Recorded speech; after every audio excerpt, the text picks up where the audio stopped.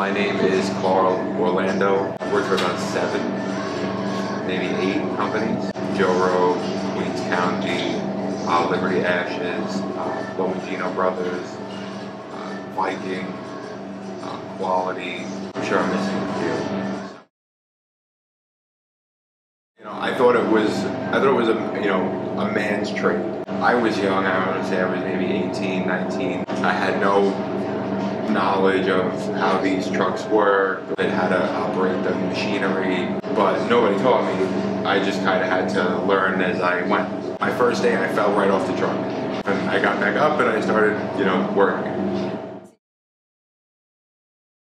I'm like, I'm a young guy, but these guys, they're men. They have families. They have children. They have, bills that come on the 1st and the 15th of every month. They can't afford to make a scuffle with their boss because they don't know what's going to happen next week and the week after.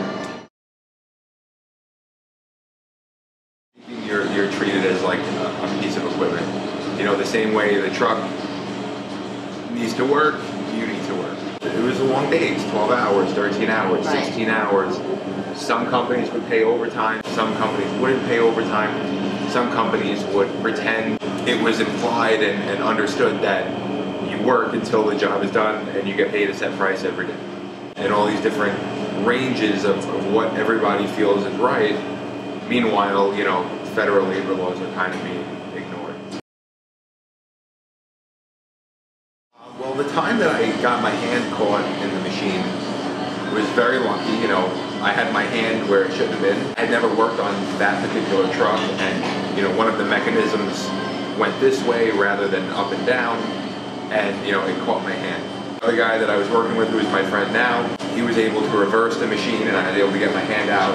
On the way to the hospital, we were stopping to pick up the stops. I'm bleeding or whatever, and I'm working, we're throwing the bags in. Walking to the hospital, and I'm met there by the foreman, and I'm told, take off the company shirt.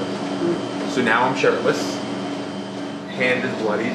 I had to lie. Hi, how are you? I just, hurt myself fixing something in my house.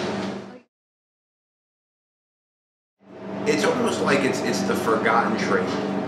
It's at night, nobody questions where their garbage goes, nobody questions who picks it up. People just put it outside and they think that it just disappears. It's working at night, it's the owners and the companies, so your communication is limited, and they make themselves, difficult to reach because they know that if they make that connection personally with you, it's going to open up the door to complaints and, the illegitimate nature of what they're doing.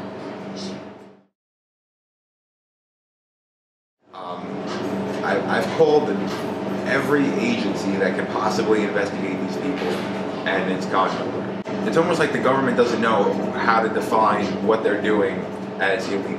The Business Integrity Commission is specifically there to do these types of things, and they won't even get involved.